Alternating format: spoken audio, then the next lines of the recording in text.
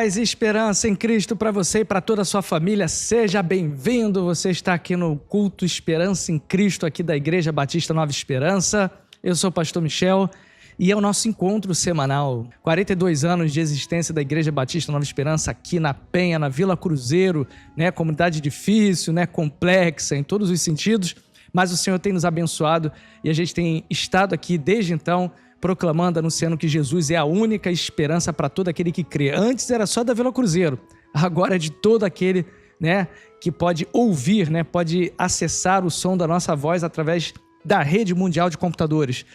Então aqui no Culto Esperança em Cristo você tem o momento de oração, você tem o momento da palavra, você tem o momento de música, você tem o momento de compartilhar pedidos de oração e também de passar a conhecer a Igreja Batista Nova Esperança. Nosso objetivo aqui é celebrar a Deus, cultuar ao nosso Deus, proclamar a Jesus, falar da missão Nova Esperança aqui nesse local, para que você possa nos conhecer, orar por nós, interceder e nos ajudar de alguma forma. Que Deus assim te abençoe. Vamos orar, vamos agradecer e pedir as bênçãos de Deus para essa noite. Vamos lá? Deixa eu colocar aqui, para você que quiser anotar, tá aí os dados da igreja. Daqui a pouco a gente vai falar um pouquinho mais sobre isso aí. Vamos orar? Senhor, muito obrigado pela oportunidade de poder te celebrar, de te adorar, por até aqui o Senhor ter nos ajudado. Peço a tua bênção agora para cada lar, que o Senhor entre em cada lar, que a tua paz esteja agora em cada lar que recebe essa paz. A paz que excede todo entendimento, a paz que só o Senhor pode dar. Que onde houver ou houve tristeza, dor, rancor, raiva, ódio, que possa agora repousar a tua paz, trazendo assim amor, tranquilidade, sabedoria, né, paciência, que o Senhor possa reinar nesse lar em nome de Jesus. Este culto é seu, nós consagramos ao Senhor, que o Senhor fale ao meu coração, que o Senhor me use de alguma forma para abençoar alguma vida. Essa é a nossa função aqui, essa é a nossa missão. Nós te adoramos em nome de Jesus, pedindo perdão pelo pecado, pelo erro, pela falta, por aquilo que nós fizemos que te desagradou, Senhor. Tenha misericórdia de nós. Limpa a nossa mente, limpa o nosso coração, limpa os nossos atos e coloca um guarda, Senhor, no nosso pensamento, nos nossos passos, para nos desviar dos momentos de possíveis erros. Nós oramos em nome de Jesus. Amém. Que Deus assim nos abençoe. Vamos adorar o Senhor? Vamos lá? Vamos lá com o Ministério de Louvor, aqui com a Jaque e o Epifânio. Vamos lá, os papais do ano. Boa noite, a paz do Senhor. Tudo bem com vocês? Estamos aqui de volta para louvar e agradecer o nome do nosso Deus, né? Esse Deus misericordioso, esse Deus que nos ama com amor incondicional, né? Que está com seus braços abertos, seus braços estendidos, sempre a nosso encontro, a nossa direção. Então vamos louvar o nome do Senhor neste momento. Teu amor me desfaz, teu amor me refaz, quebra tudo e faz de novo,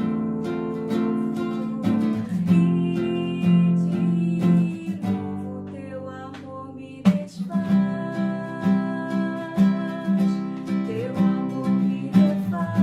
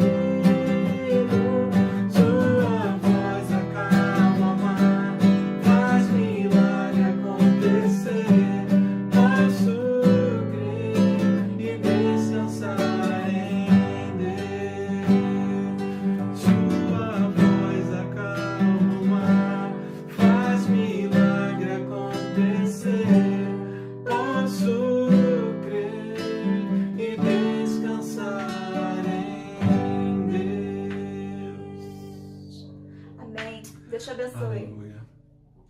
Seja bem-vindo, você que chegou agora, aí você está no Culto Esperança em Cristo, nosso culto aqui de meio de semana, de quarta-feira, é o nosso culto, nossa celebração totalmente online. Então, você está de casa, você está do trabalho, você está aí no meio de transporte e você tem a oportunidade de poder servir e adorar a Deus. Deixa eu colocar aqui algumas informações da igreja, antes da gente falar com o povo que está online com a gente, vamos lá? Está aqui, ó, nosso site da igreja, né, www.batistanovesperanca.com. Se você quiser conhecer mais sobre a igreja, nós temos um site, muitas pessoas não sabem, mas nós temos um site. O que é um site? É o grande portal da internet. O pessoal dessa nova geração conhece muitas redes sociais, mas esquece que existe portais, sites, né? Sites é onde toda a informação daquele grupo, né, daquela organização, fica ali registrada. Então, o site da igreja tem ali os links das redes sociais, tem ali quem somos, né, os nossos líderes atuais, um pouco da história da igreja, dos líderes antigos, enfim, para você conhecer de uma forma geral, resumida, né, com muitos detalhes, mas resumida, a história dos 42 anos da igreja. Então, pelo site da igreja você conhece, sabe de tudo. Lá também tem nossos dados também de contribuição. Né? A igreja evangélica, a igreja cristã protestante, a igreja batista, ela vive das doações dos membros e de parceiros amigos. Então, se você conhece o trabalho, ou se você já tem maratonado aí alguns vídeos da igreja, né? Fala, pô, essa igreja é séria, poxa, conheço o Michel, conheço o pastor aí, conheço a galera aí da igreja, vou ajudar, vou auxiliar. Então, você pode contribuir. Tá aí, ó, pix, ibnovaesperanca.vc@gmail.com.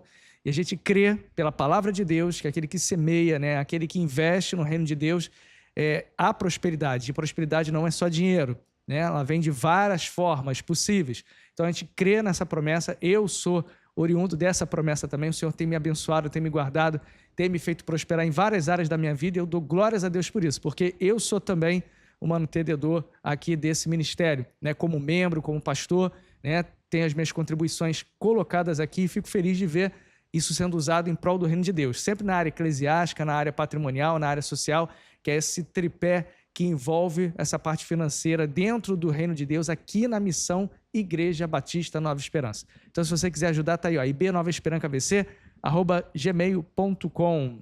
Telefone você já conhece, né? WhatsApp, 2199-157-2387. Vamos lá, vamos para o nosso momento da palavra? Você está preparado? Então tá, vamos lá para o momento da palavra. Não. Momento escola bíblica, gente. Vamos lá. Momento escola bíblica, vamos lá.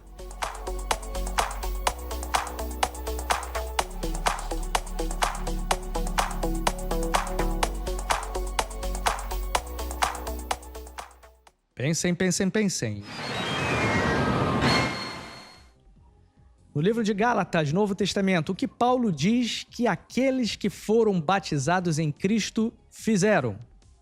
Em Gálatas, o que Paulo diz que aqueles que foram batizados em Cristo fizeram? Letra A, receberam novos dons espirituais. Letra B, foram revestidos de Cristo. Letra C, se tornaram membros da igreja. Letra D, foram libertos da lei. Tempo na tela para você pensar.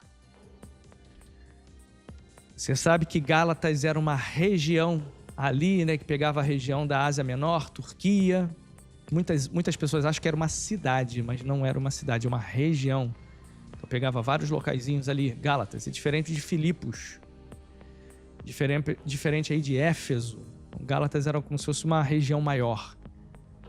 E aí, pensem, povo, em Gálatas o que Paulo diz que aqueles que foram batizados em Cristo fizeram? Será que é letra A, letra B, letra C ou letra D?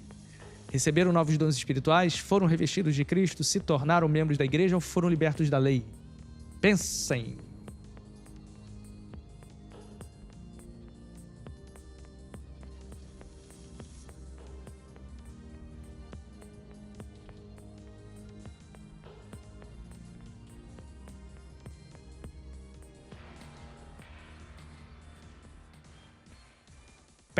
Tempo acabou, hein? Tempo acabou. Passa rápido. E aí, povo? Pensem. Então vamos lá, gente. Letra A, B, C ou D? O povo está respondendo. Vamos para a resposta? Vamos lá? Se você achou que foi a letra C, ia confundir se a gente pensasse nos dias de hoje, né? Mas não é a letra C. Então tá entre a letra A, B e D. Vamos para a resposta? Vamos lá.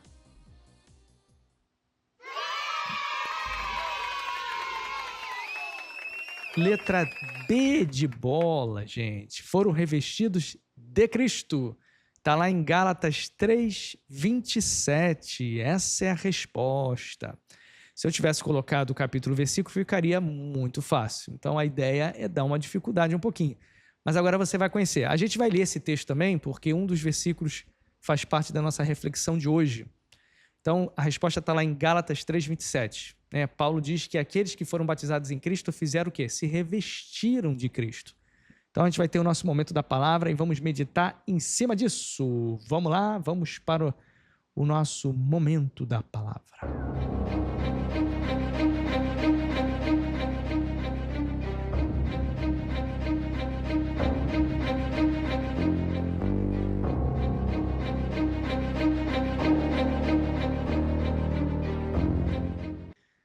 Vai falar de humildade. Vamos lá. Gálatas 3, de 26 a 29. Todos vocês são filhos de Deus. Lembrando que Deus está falando, ou Paulo está falando com a igreja em Gálatas, tá bom? Então, sempre quando nós lermos um texto bíblico, temos que fazer perguntas para o texto, temos que ver o contexto do texto, temos que ver para quem escreveu, para quê, como, por qual motivo. Então, a gente precisa pensar nessas coisas, porque se você pega esse texto e extrai ele do contexto, então você chega uma pessoa das mais variadas crenças, né? Das mais variadas formas de vida, e vão dizer, tá vendo? Todos vocês são filhos de Deus. Está falando que eu sou filho de Deus também. Cuidado, João 1, olha, João 1, Gálatas 3, estão se completando. Então, vamos lá. Todos vocês são filhos de Deus mediante a fé em Cristo Jesus. Pois os que em Cristo foram batizados, de Cristo se revestiram. Não há judeu, nem grego, escravo, nem livre, homem, nem mulher, pois todos são um em Cristo Jesus. E se vocês são de Cristo, são descendentes de Abraão, herdeiros segundo a promessa. Olha aí, não há judeu, nem grego, nem escravo, nem livre, nem homem, nem mulher, todos são um em Cristo. Então nós somos um mediante a fé em Cristo Jesus, porque fomos batizados nele e revestidos dele. Esse texto aqui ele mostra como Deus vê os crentes. Por isso que eu falei, entenda o contexto, entenda quem escreveu o livro, para quem escreveu, por que escreveu, como escreveu. São regras do que nós chamamos de hermenêutica bíblica. Quando você vai lá no profundo do texto, olha as expressões, o que significa no original, você faz a exegese do texto. Então a gente precisa entender esse negócio. É igual para quem nos acompanha aí, estuda, né, ou é formado, né, da área de direito, existe a hermenêutica lá. Então, você vai ler um texto, vai interpretar a lei, você não pode tirar o texto do contexto e tudo mais. Então, esse texto aqui, ele mostra como Deus vê os crentes. E essa palavra de hoje, né, é uma palavra simples, bem, tentar ser o máximo possível objetivo, não tem muito conteúdo, é um negócio bem simples, mas importante nós falarmos disso, porque essa palavra de hoje, ela nos mostrará que a forma como você vê as pessoas é bem diferente de como Deus vê as mesmas pessoas e a todos nós. Então, é uma palavra sobre humildade. Como Deus nos vê. E a pergunta que eu quero deixar para vocês refletirem, e vez ou outra nessas palavras de quarta-feira, eu gosto de lançar perguntas antes. Como que você trata uma pessoa que está, de alguma forma, no nível abaixo que você? Nesse entendimento humano. De repente você é um supervisor, de repente você é um chefe de departamento, de repente você é um professor, você é um pastor, você é um líder de célula, você é um líder de criança, você é um líder dentro da igreja ou fora da igreja, seja lá qual tipo de autoridade você usa, até como pai, né, como avó, como que você age com relação a essas pessoas que estão um nível nesse aspecto abaixo de você? Eu trouxe uma palavra aqui no domingo, no sábado, no aniversário da igreja, que eu falei em uma das partes da palavra, eu falei que Deus, né, que o contexto geral, né, da nossa palavra, o objetivo principal era falar o porquê que Deus não atende as nossas orações. E eu disse que dos motivos que faz, segundo Isaías 58, que Deus chama a atenção do povo através de Isaías, que o povo ele tinha um jugo opressor. Então, eles oprimiam, eles oravam, jejuavam, pediam misericórdia de Deus, mas eles oprimiam aqueles que estavam sob a sua tutela, sob a sua jurisdição, né? Subjugava aqueles. E o texto deixa claro que Deus ele não ouvia oração por causa dessa prática de subjugar, de trazer um jugo de opressão sobre as pessoas mais simples. Esse texto aqui, essa palavra aqui, ela pega um gancho desse assunto. Então, a pergunta que eu faço é como você age com essas pessoas? Você age com justiça? Você usa da sua autoridade sem ser autoritário? Tem toda essa dificuldade. Tem maridos que colocam as mulheres no chinelo, como diz a gíria carioca, que subjuga a mulher. A mulher não está num casamento, não está num círculo de amor, não está num lar de paz. Ela está num nível de escravidão. Acontece também com os homens. Existem vários tipos de jugo nesse sentido. E você precisa pensar como você tem agido com as pessoas que Deus permite que você as lidere. Para pensar. O texto de Isaías 44, que não foi o que nós lemos aqui, mas é um outro texto, é interessante que quando você lê-lo, eu vou dar uma passada rápida aqui, vou parafraseá-lo, Isaías 40, versículo 4. Ele beira o inacreditável, algo assim que humanamente é impossível. O texto ele usa de poesia, através de Isaías, e diz que todos os vales, você sabe o que é um vale, Um vale é um local assim, ó. Deixa eu ver se aqui na câmera aparece, ó, aqui, ó. Vale é um local assim, cercado de montanha com um caminho no meio, esse é o vale. O texto diz que os vales serão levantados. Diz que todos os montes, aí você entende o que é monte, e colinas serão aplanados. Diz que todos os terrenos acidentados, você sabe o que é um terreno acidentado, eles serão planos. Diz que todas as escarpas é como se fosse uma garganta, aquelas montanhas, os abismos, Diz que as escarpas elas serão niveladas. Então, o contexto daquele texto lá diz que todas essas coisas, que têm altos e baixos, que são diferentes geograficamente, elas serão linhas retas, elas serão niveladas para que Deus possa caminhar por aquele local. É um texto poético, dentro de uma profecia. Então, acidentes geográficos no nosso plano terreno, digamos assim, são totalmente eliminados para que o caminho pelo qual o Senhor passa esteja reto. Para Deus isso é possível, não é impossível. Para o ser humano é impossível. Você pega todas as regiões geográficas que são desniveladas e deixá-las planas, retas, é impossível, Mas para Deus tudo é possível. Mas e quantas pessoas? Será que Deus ele vê a gente de uma forma mais nivelada, diferente do que nós vemos aqui nessa terra? A gente vive num mundo, gente, que ele diferencia uns dos outros. A gente se diferencia como superiores a outros, outros inferiores a nós. Isso tudo envolve, muitas das vezes, soberba, arrogância, superioridade, opressão. E a gente tem que tomar muito cuidado para que a gente não peque na nossa forma de agir com aqueles que estão níveis abaixo de nós, nesse critério humano, tá bom? Mas a gente vive num mundo que é assim. O mundo, ele estipula, ele credencia, ele define, você é esse nível, eu sou esse nível. O mundo é assim. Só que isso, infelizmente, invade, não fica só no plano profissional, nas artes, na academia. Eu escuto muito podcast, vocês sabem disso, já que eu falei aqui. E às vezes eu estou vendo entrevistas de atores antigos, atores já velhinhos, pessoas que saíram do meio artístico, se converteram ao cristianismo, e eles falam que existe muita arrogância, soberba, um pisando no outro. Eu ouvi falar muito, o pessoal que é mais antigo, a escolinha do professor Raimundo, Então isso está público aí, todo mundo sabe, vê. Alguns ex-alunos da escolinha, lá no início dos anos 90, quando tudo começou, falaram que havia muita soberba ali dentro. Havia muita tristeza, por mais que eles fossem engraçados no ao vivo, ali na gravação, mas nos bastidores eram muito tristes, que é a síndrome do palhaço, como muitos dizem, e ao mesmo tempo falava-se que existia muita briga, muito ego ali dentro. Era um querendo pisar no outro. Eu já vi o testemunho do próprio Paulo Cintura, lembra esse ator? E ele falava muito isso, que quando ele chegou indicado pelo Chico Anísio, aqueles atores mais conhecidos, famosos, que já fizeram uma história na televisão brasileira, desde que a televisão nem existia, que eram da rádio, Eles ficaram com o nariz assim e não ajudaram ele. Só que ele venceu por ele próprio, né? Com seu dom, com seu carisma, e deixaram aqueles outros meio enciumados. Então a gente sabe que existe isso, né? No mundo artístico, nas artes, na academia, na via profissional. E, infelizmente, isso tem entrado dentro das igrejas.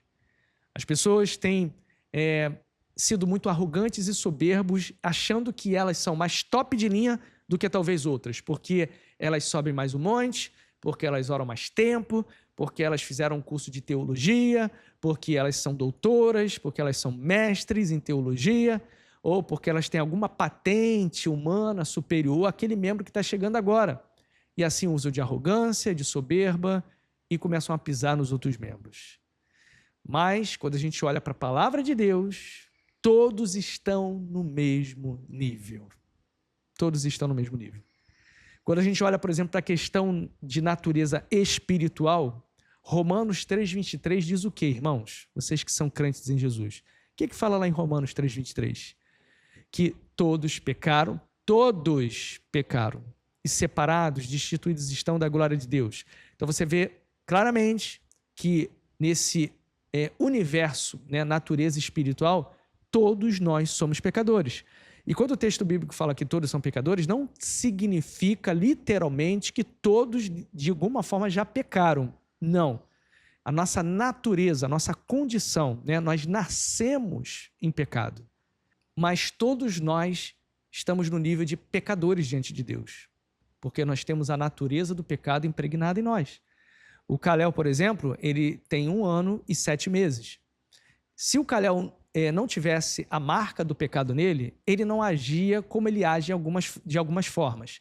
Ele ainda é inocente, mas ele já tem aquela marca do pecado. Ele, quando a gente como fala? A gente ensinou regras para ele, né? Os pais, a obrigação dos pais é ensiná-los, né?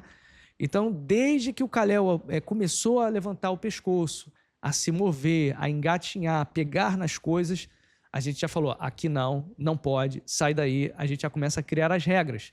E aí a síndrome do Adão já começa a se manifestar, principalmente quando eles começam a andar. Então tem vezes que, tem locais que o Kalel sabe que ele não pode tocar. Por que a gente fala que não pode tocar? Porque vai feri-lo, vai machucá-lo e pode até causar um acidente gravíssimo. Então a gente fala porque é para o bem dele. Se nós deixarmos ele a Deus dará, né, como diz muitos especialistas, né, essas crianças elas vivem para tentar se matar o tempo todo.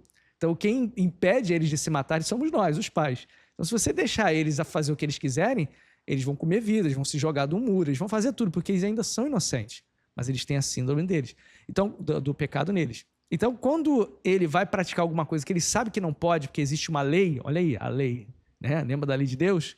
Parecido. Ele já faz olhando para o lado, rindo, tipo assim, eu não posso mexer, mas quero mexer. Ele pega o dedo, ele tenta colocar o dedo na tomada, ele olha, ele ri, ele olha assim, tipo assim, ele não está vendo, eu vou pegar. Então, assim, ele já tem aquele instinto de desobedecer. Então, por mais que ele seja inocente, ele já tem as suas práticas de pecado dentro do universo dele. Então, todos nós estamos nivelados nessa natureza espiritual. Todos nós pecamos.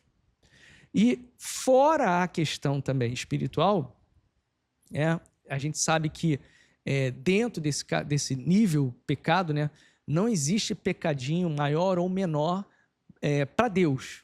É claro que quando você erra alguma coisa aqui, né, uma pessoa comete um crime absurdo, né, e eu desobedeço uma ordem direta de Deus, ou eu prego uma mentirinha comparado com aquela pessoa que fez uma prática odiosa, né, catastrófica, né, tirou uma vida e por aí vai, para a humanidade existem pesos, mas na visão divina é um pecado, que obviamente vai ter castigos específicos, vai ter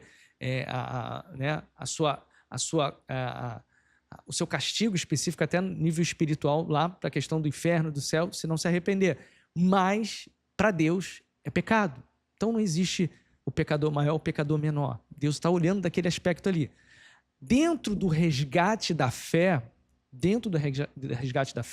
quando Jesus morre na cruz do Calvário, voltando aqui para o nosso texto de Gálatas, Jesus ele paga o preço pelos nossos pecados, ele oferece o perdão, ele traz um novo relacionamento para que a humanidade possa ter com o Pai. Ele cria isso para a gente. Quem se consagra a Cristo recebe essa vida que Jesus pode dar, recebe essa bênção, essa graça, de cara já recebe a vida eterna. Então, assim como todos os cristãos dentro desse universo também são iguais, né? Os ímpios, aqueles que praticam o pecado, né? Aqueles que fazem o que é errado, aqueles que se direcionam para os caminhos tortos, eles também se colocam no nível também do mesma prática de pecado. E dentro desse universo, dentro do cristianismo, nós cristãos, aqueles que se arrependeram, que tiveram suas vidas consagradas, lavadas pelo sangue do Cordeiro, eles também estão no mesmo nível. Deus não vê, olha, esse aqui é o meu crente preferido, esse aqui é o meu crente que não é tão preferido. Não, não existe isso. Não há ninguém que esteja mais perto de Deus ou mais distante de Deus. E a gente precisa pensar nisso. O que Deus é para um, Ele é para todos. Não existe essa separação para o Senhor. Eu, por exemplo, eu me entreguei a Cristo com 12 anos. Fiquei 5 anos namorando a igreja, né? Depois de 5 anos, com 12 anos, me converti. Eu não conheci drogas, não conheci cigarro, bebida, nada disso. Cresci dentro da igreja. Tem membros aqui na igreja que viveram 30 anos mergulhados nos vícios, pelo menos no mínimo, que viveram na prática do pecado, né? E aí eu pergunto, eu sou melhor do que esses em quê? Em que eu sou melhor do que esses? Quando eu pego um testemunho de uma pessoa que viveu no assassinato, né, fazendo coisas terríveis, o que eu sou melhor do que ele e o que ele é melhor do que eu? Espiritualmente falando, dentro do universo cristão, nenhum, nada. Nenhum de nós somos melhores do que outros. A diferença humana é que um andou muito pelo vale da sombra da morte e o outro andou mais pelos montes, né? Mas Deus, Ele nos nivela.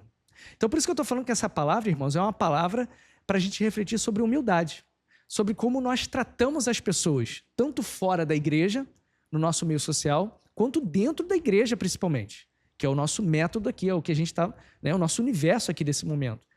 Porque muitas pessoas se acham superiores às outras, e a Bíblia nunca fala para você se sentir superior aos outros, pelo contrário, inferiores, veja sempre o outro como superior de você mesmo. Então, quando você entende isso, você sempre se coloca numa posição de humildade. Então, ninguém é o superior mesmo, você está sempre vendo o outro como superior, e o outro também está vendo você como superior. Então, ninguém é o superior em si, entendeu? Então, o texto bíblico, ele fala isso. A Bíblia nos indica isso. A nossa diferença de testemunho, que um viveu mais coisas ruins do que outros, cara, o que mudou a vida daquela pessoa e a minha vida foi Cristo. Ele nos nivela. Jesus é o grande nivelador. Não tem ninguém melhor do que ninguém. Então a gente hoje está numa absoluta igualdade diante de Deus. Não tem mais nada além disso. Para você ter uma ideia, a gente está no mesmo nível de justificados. Todos nós somos justificados por Deus. Nós estamos no mesmo nível de desafio. Todos nós estamos buscando o quê? Santificação. Todos nós estamos no mesmo nível de destino. Estamos buscando, esperando a vida eterna, né? Já vivemos a vida eterna, né? Aqueles que já foram lavados, né? Porque já conta agora. Então, olha só, mesmo nível justificado, mesmo nível de desafio, a santidade, santificação, e o mesmo nível de destino, a vida eterna. Então, no momento da crucificação de Cristo, né, no momento que Jesus vence a morte, no momento que ele cria o plano, Deus cria o plano de salvação, ele nos nivela. E aí, quando você vai para o advento ali, para o momento ali da crucificação de Cristo, você vê isso se tornando mais evidente, né, esse nivelamento. Porque quem estava ali com Jesus no pé da cruz? Aqueles discípulos que não temeram, né? Muitos discípulos se esconderam e tudo mais, você conhece a história. Mas ali tinha mulheres, discípulos de Cristo, tinha um João e outros ali, né? Talvez outros homens e tudo mais que a Bíblia não relata tanto. Mas no mínimo ali aquelas mulheres, as Marias, né? E João. Então pessoas que andaram com Jesus durante 3 anos. 3 anos, no mínimo. Que ouviram o Salvador, ouviram aquele Senhor, nosso Senhor, aprenderam com Ele e estavam ali se dedicando a Ele. Agora olha que negócio interessante. Do lado da cruz de Cristo, tinha um ladrão, tinha um bandido, tinha um salteador, que arrependido foi até Jesus na cruz, na mesma situação dele, crucificado. E o que ele ouve de Jesus? Hoje você estará comigo no paraíso. Está lá em Lucas 23, 43. Olha aí. Deus estava ali, naquele momento, fazendo exatamente isso que eu acabei de falar para vocês. Aquele grupo que estava com Jesus há 3 anos foi nivelado da mesma forma com aquele homem que tinha acabado de receber de Cristo uma palavra de nivelamento, né, de salvação. Olha aí, quem pode fazer isso senão Deus? Só Deus, querido. Diante de Deus, todos nós estamos no mesmo nível e não há ninguém superior ou inferior. Dentro do reino de Deus não tem maior e menor. Jesus falou sobre isso. Então você não vai chegar no céu, né, como eu ouvi, né, uma vez eu ouvi esse negócio quando era adolescente na igreja, eu fiquei pensando, falei, cara, tem muita coisa que eu ouvia quando era adolescente na igreja, e eu ficava pensando assim, poxa, cara, será que isso é verdade mesmo, né? E falava assim, ó, vai ter gente que vai morar no céu e vai morar num barraco, e vai ter gente que vai morar numa casa melhor. E eu acreditava nesse negócio. Eu cresci, eu falei, gente, não existe, não tem base bíblica para isso. Eu vou morar, vai ter, como é que fala? Vai ter classes sociais no céu? Que isso, irmãos? Isso não existe. Mas assim, não sei se foi ignorância ou foi uma forma da pessoa usar uma ilustração, mas ela falou bem sério, era uma líder minha, né? E falou que eu vou morar num barraco talvez, porque eu peco pra caramba. Gente, não existe isso. Então, dentro do reino de Deus, queridos, não existe essa hierarquia. Não existe. Somos todos filhos de Deus. O texto que nós lemos fala sobre isso. Então, baseado nessa realidade espiritual, nós precisamos aprender a conviver com o nosso próximo, a servir o nosso próximo, a trabalhar com o nosso próximo com humildade, a ver o nosso próximo com amor e com empatia, e não com um olhar altivo, principalmente aqueles que são alguma coisa no mundo, digamos assim, social, fora desse ambiente eclesiástico. Porque tem muita gente que no mundo é um empresário, é um CEO, né, de uma grande empresa, é um doutor lá na faculdade, a pessoa, a menina, o homem lá, ele tem, né, muitos PhDs, aí a pessoa entra para dentro da igreja. Ela acha que ela é o superior dos superiores e todos os outros são ralhais. Esse aí nunca estudou nada, não tem um PhD. Qual nível de teologia que você tem? Você já leu a Bíblia toda? Ah, mas eu já li a Bíblia toda, eu sei falar em grego, eu sei falar aramaico. E trata aquele seu irmão semelhante como se fosse um subalterno. E num aspecto de liderança, de trato do dia a dia, isso é totalmente errado, irmãos. A gente precisa tirar isso. Quando você vem, tem que ser igual Paulo. Né? Em algumas passagens mostra que Paulo procurou a Pedro, pescador, e foi conversar com Pedro sobre a fé. Olha aí, ó. É assim, é nessa humildade. E Paulo não era pouca coisa não, hein? Paulo era, no mínimo, trilíngue, tá? Bilíngue, pelo menos, ele era. Mas eu acredito que trilíngue ele era. Né? Ele falava 3 línguas. Paulo estudou aos pés de Gamaliel, que era o maior professor da época, um dos maiores, da maior escola judaica rabínica que tinha na época. Então, Paulo não era pouca coisa não, hein? E Paulo se coloca em todo momento numa posição de humildade. E ele procura os apóstolos do Senhor, no início lá da sua caminhada, para conversar com eles. E depois ele nivela ali, né? Eles ficam nivelados ali, e depois ele começa a defender o seu apostolado, porque as pessoas achavam que Paulo não era nada, tal, aquele negócio todo. E assim, ele defende o seu apostolado, porque ele começou a sofrer preconceito de outros irmãos. Então, assim, a gente precisa parar com isso, a gente precisa se colocar numa posição de humildade, né? Existem cargos? Existem. Existem lideranças? Existem. Existe o respeito às autoridades? Existem. Deve existir. Mas nós precisamos trabalhar com humildade.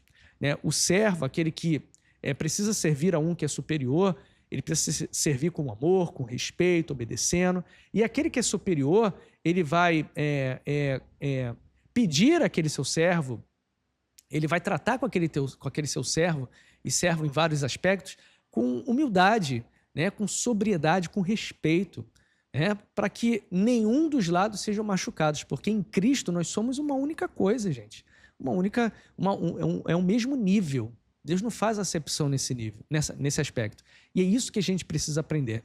Então, a sua arrogância, a sua soberba, a sua forma de agir mais grosseira não vai te levar a nada. Pelo contrário, né? Essa superioridade exacerbada, né? Soberba, ela vai te distanciar cada vez mais das pessoas e de Deus. E Deus está falando para você hoje, para você tratar com amor a pessoa que te ama, né? A pessoa que convive com você, né? A pessoa que é sua parceira, o seu parceiro, é a sua esposa, seu marido, seu filho. Você é superior a ele, você é uma autoridade em casa, mas trate ele com amor. Trate a sua esposa com amor, como um vaso mais frágil. Não coloque um jugo como se você fosse, né, o chefe, o CEO, e ela, o seu empregado mais pobre. Não é isso. Faça isso. E dentro do ambiente igreja de Cristo, principalmente porque é o nosso universo aqui que a gente está falando, né? Trate aquele que está sob a sua jurisdição eclesiástica, digamos assim, aquele que está sob a sua tutela, né? Trate com amor, com respeito. Todo mundo sabe que você é o líder, que você é o pastor, que você é o presbítero, que você é o diácono, mas você não precisa subjugar aquele irmãozinho, né? No passado, aqui para encerrar, uma pessoa, eu ouvi, outras pessoas que estavam perto de mim ouviram isso também, né? Uma pessoa se tornou vice-presidente, né? E essa pessoa era uma pessoa de idade baixa, né? Devia ter na época, não sei, talvez uns 24 anos, não sei, mas era um jovem, né? E essa pessoa, uma vez, usando da sua autoridade como vice-presidente, essa pessoa era vice-presidente, ela falou assim, você tem que me respeitar, eu agora sou vice-presidente. Quando a pessoa começa a exigir respeito por um cargo, é porque ela já não tem. Porque a autoridade, ela não é exigida, ela é conquistada. Para vocês terem uma ideia, eu não sou melhor do que ninguém. Mas vocês lembram do início aqui da nossa caminhada em 2011? Vocês lembram? Desde o início, muitos irmãos aqui na igreja que me acompanham sabem disso e pode assinar embaixo. Sempre me chamaram de pastor. Mesmo eu não aceitando, falando, não sou, não, né? Estava naquele processo de transição. Por quê? Porque as pessoas elas já veem naquele líder uma posição eclesiástica, uma autoridade espiritual. Você não precisa exigir. E, em contraponto, eu já ouvi pastores aqui na igreja exigindo que pessoas o chamassem e o tratassem como tal. Porque a pessoa, nos bastidores, né, brincando, falava assim, fulano, e ele não gostava, o pastor não gostava. Queria que chamasse ele de pastor. Né? Cada um com o seu cada um. Né? Outra vez eu conversando com um líder de uma outra igreja, ele falou, não, porque fulano passa por mim e não me chama de pastor. Eu falei assim, eu acho uma falta de respeito, né? Sou um pastor, sou uma autoridade. Então, assim, cada um com seu cada um. Aí você vê um simples jovem, né, de 33 anos, não é isso? Na época, assumindo a liderança de uma igreja e pessoas de maior idade olhavam para mim e falavam assim, lá vai o pastor. Então, assim, tem que ser conquistado, né, e precisa ser usado com respeito, né, não com soberba e nem com arrogância. Então, trate as pessoas com educação, trate as pessoas com amor. As pessoas da sua família, as pessoas da sua igreja, as pessoas do seu ambiente de trabalho, as pessoas do seu ambiente acadêmico, né? Trate com amor que Deus se agrada com isso, porque lá no céu está todo mundo nivelado. Vamos orar? Vamos lá? Vamos orar, vamos agradecer ao Senhor. Peço ao Senhor agora para falar o teu coração, para você possa ter esse momento com Deus agora, para se arrepender, pedir, Senhor, faça agora de mim a pessoa que o Senhor quer que eu seja. Esse momento é um momento para isso, um momento para pedir perdão, né?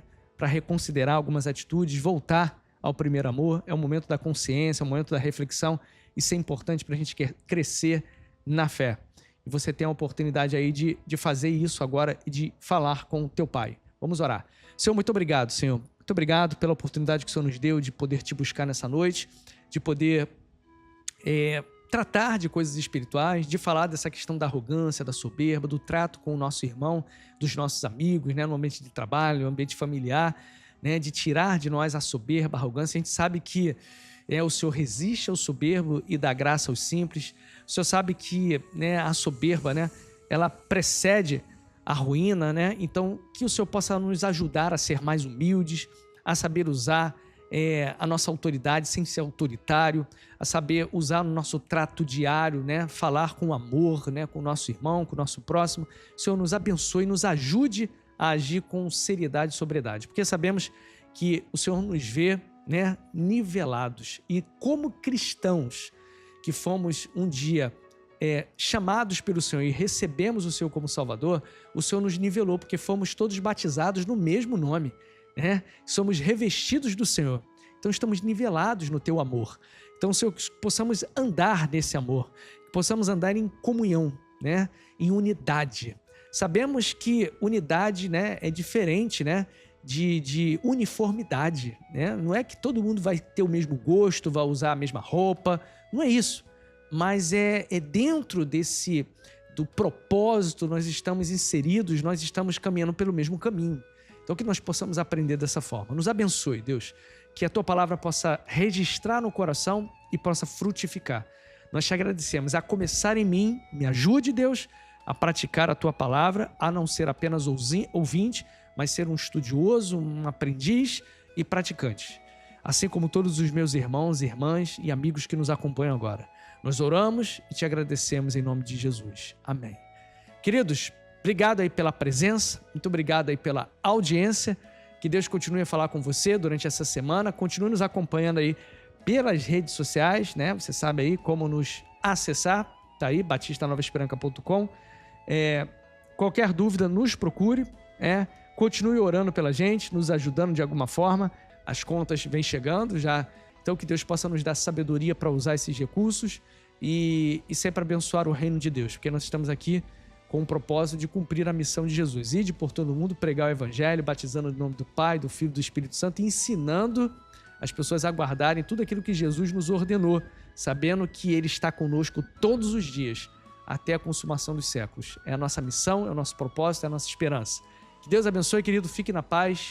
Tchau.